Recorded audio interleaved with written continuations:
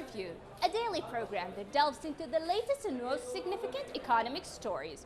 From stock markets to currency news, Business Review covers the most up-to-date stories in the global financial world.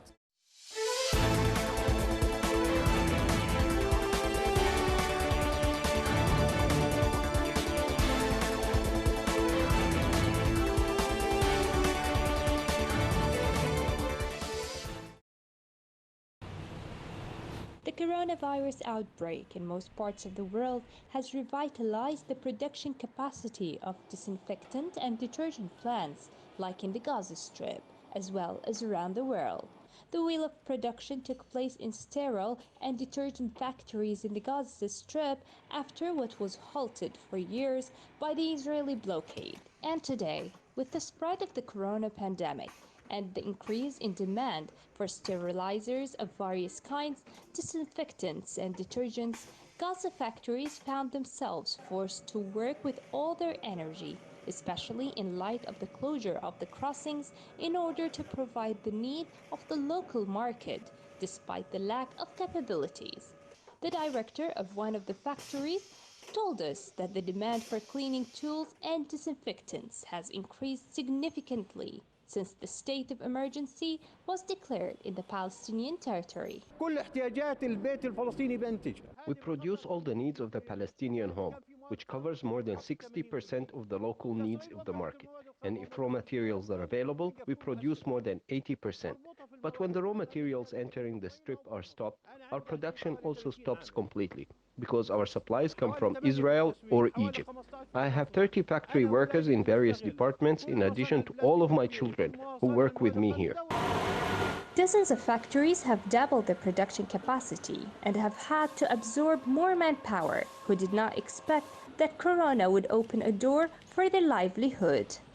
This factory has been operating since 2009 and is considered one of 7 licensed factories operating in the Gaza Strip, dedicated to the production of all cleaning products, perfumes and antiseptics, including Dettol, sterilization gel, and all perfumes and other household cleaning materials, where hand gels have become the most used and popular by the general public, governmental and private institutions, as it is one of the best antiseptics and is used for personal safety in all cases. Corona has caused a great leap in the use of gel, sterilizers, alcohol, and Dettol of all kinds. There is an increase in use among people in institutions, at homes, in pharmacies, in stores of all kinds. Some factories even stopped production of other products to cover the local demand for sterilizers, detergents, and disinfectants. Pharmacies and commercial shops in the Gaza Strip witness a great demand for various disinfection and cleaning materials, which have become the best-selling products during the crisis, and they confirm that the prices are affordable to all, as this turnout reflects the state of fear for the citizen in Gaza. For KTV2, this is Business Review Program, Yumna Syed, Gaza, Palestine. With shops shuttered, long lines at the unemployment office, and a bleak economic outlook, many Chileans say they are losing hope as the coronavirus pandemic and lockdowns wreak havoc on jobs. The government said Chile's unemployment rate hit 9% between February and April, holding its highest level in a decade. Chile's unemployment rate had already hit a decade-long high in the first quarter, lifted by months of protests over inequality in late 2019 that paralyzed the country. Increasingly strict lockdown measures through May in the capital Santiago are likely to have more effect and leave more people out of work. Chile, once Latin America's most stable economy, has reported more than 90,000 cases and 900 deaths. The South American nation's already announced an historic stimulus package of $17 billion that's worth more than 5% of its gross domestic product. The country's stimulus measures include beefed-up unemployment checks, deferred tax payments, and government-backed credit lines for small businesses. Beach cafes along the French Riviera and other businesses in the country's battered tourism industry faced a race against time to bring furloughed staff back, reactivate supply chains, and secure bookings in anticipation of customers returning after lockdown rules were eased. From June 2nd, France is reopening its beaches and allowing restaurants and cafes to resume business. It is also ending travel curbs within the country and wants Europe to lift internal border restrictions by mid-June. But few were under any illusions that a return to business would be straightforward, and some questioned whether the summer tourist season could be saved.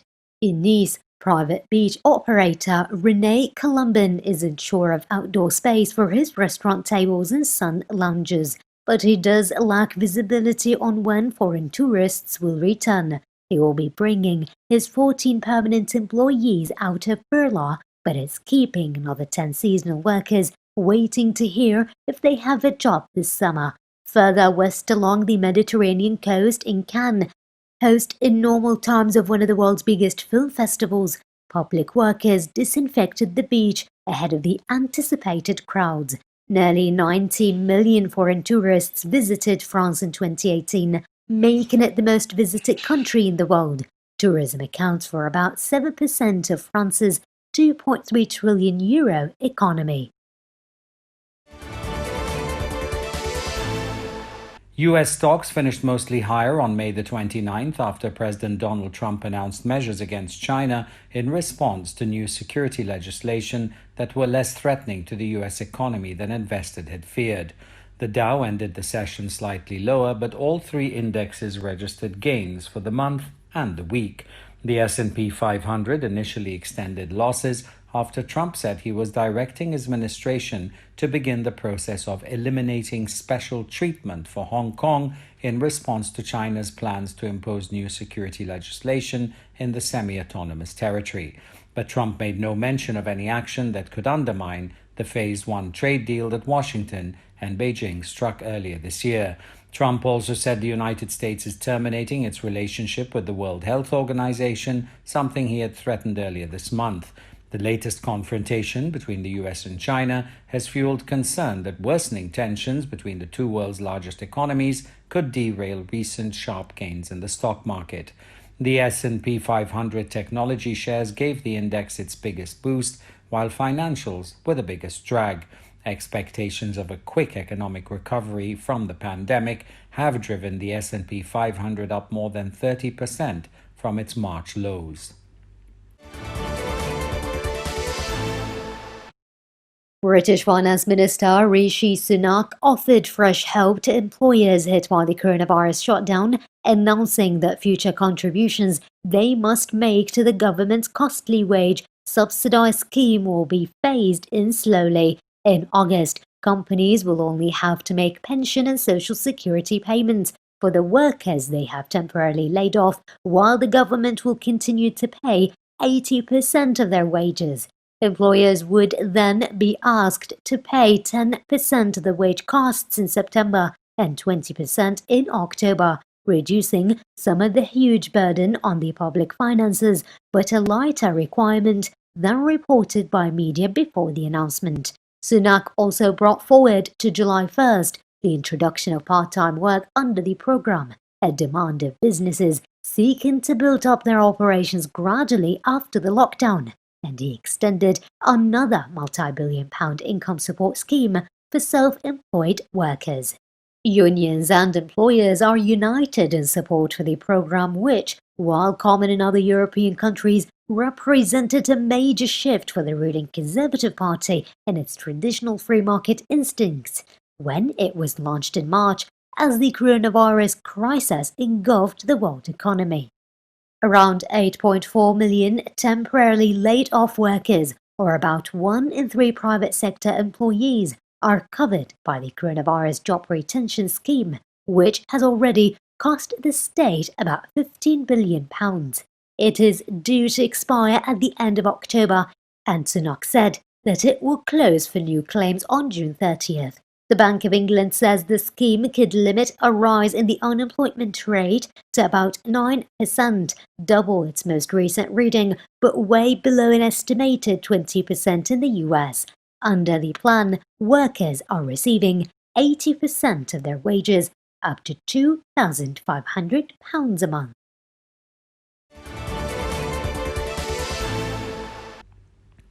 Ukraine is expecting the International Monetary Fund, the IMF, to approve a $5 billion loan package on June the 5th and disperse the first tranche of $1.9 billion the next day. Ukraine has said it risked defaulting without the money, which Prime Minister Denis Shmyhal said expected to be approved at an IMF board meeting. Its precarious financial position and horse trading over reform comes at a time when President Volodymyr Zelensky is trying to negotiate with Russia, which annexed Ukraine's Crimea region in 2014. The IMF declined to comment on Shmyhal's statement, which offers the most precise timing the government has yet given for when it expects the disbursement of the IMF loan tranches, money the government sorely needs. Shmyhal said that the second tranche, worth $1.6 billion, is expected from September onwards, and the third, of $1.5 billion, would come next year. He also disclosed the preliminary estimate for economic growth in the second quarter of the year, saying that gross domestic product could fall by 12%. The Australian Prime Minister Scott Morrison said the National Cabinet will meet every month to focus on bringing unemployment down after successfully slowing the spread of the coronavirus. The new focus comes after Australia's biggest state, New South Wales, said the virus could cost it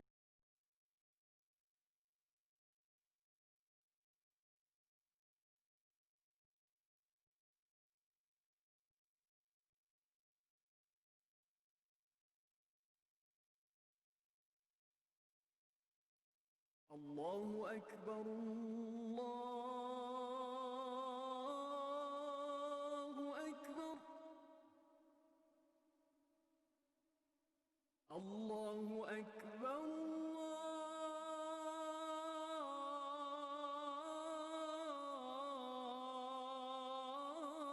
الله أكبر أشهد أن لا إله إلا الله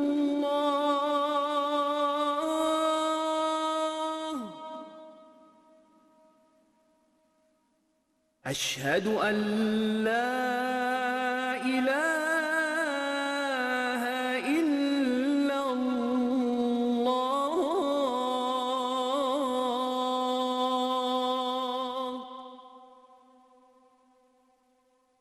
أشهد أن محمدًا رسول الله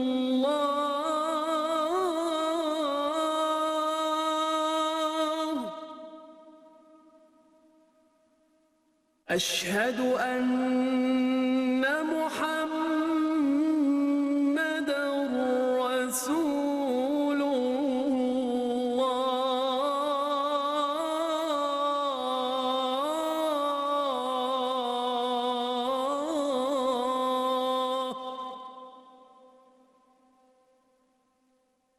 حي على الصلاة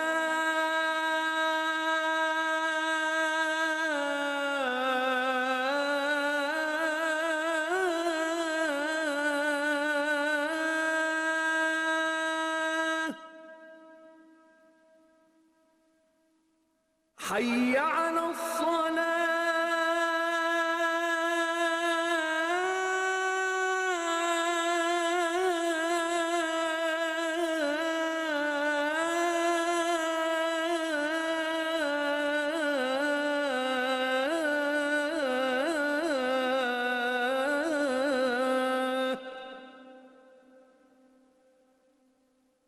حي على الفلاح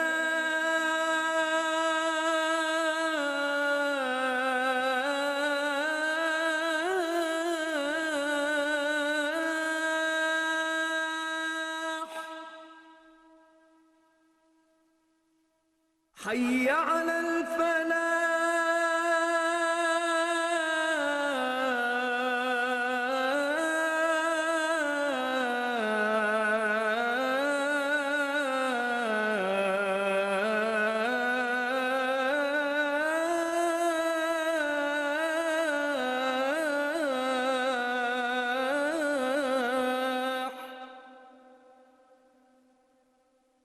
الله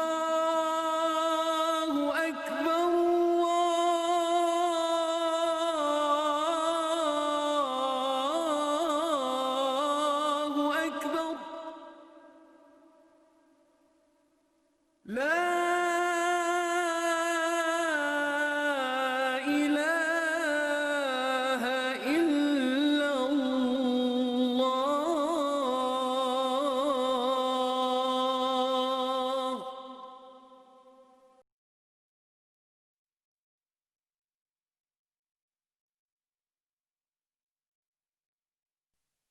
اللهم رب هذه الدعوة التامة والصلاة القائمة آت محمدا الوسيلة والفضيلة وابعثه مقاما محمودا الذي وعدته.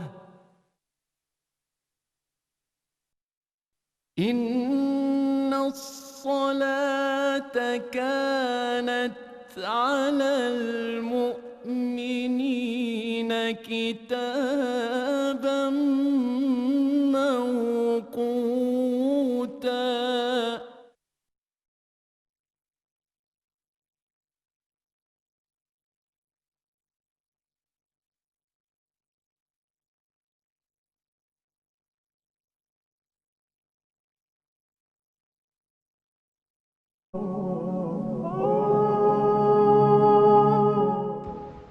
الالتجاء إلى الله في كل الأحوال أمر من صميم الإيمان، فهو القادر على كل شيء ويجير ويحمي من كل شيء. وقد كان النبي صلى الله عليه وسلم يأمر أمته بالاستعاذة بالله من أمور كثيرة ومنها الأمراض، وكان يدعو بهذا الدعاء: اللهم إني أعوذ بك من البرص والجنون والجذام ومن سيء الأسقام.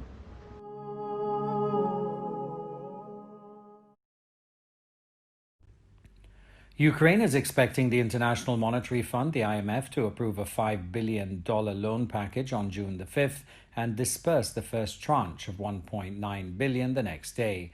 Ukraine has said it risked defaulting without the money, which Prime Minister Denis Shmyhal said expected to be approved at an IMF board meeting.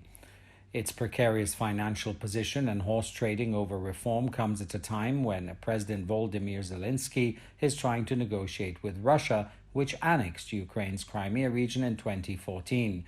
The IMF declined to comment on Shmyhal's statement, which offers the most precise timing the government has yet given for when it expects the disbursement of the IMF loan tranches, money the government sorely needs. Shmyhal said that the second tranche, worth $1.6 billion, is expected from September onwards, and the third, of $1.5 billion, would come next year.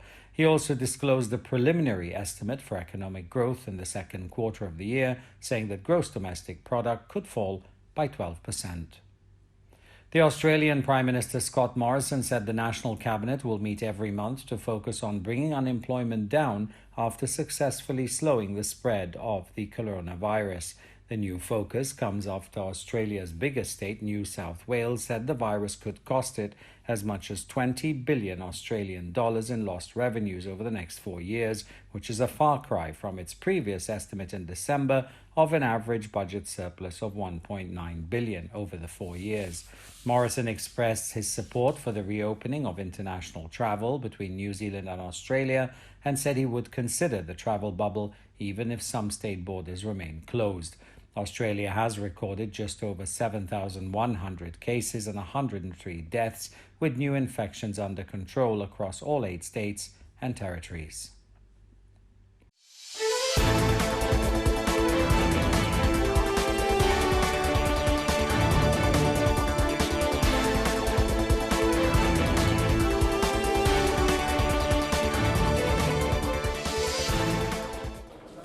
Business Review, your daily source for the most critical stories in the financial world. Tune in next time for the latest financial news impacting the world economy.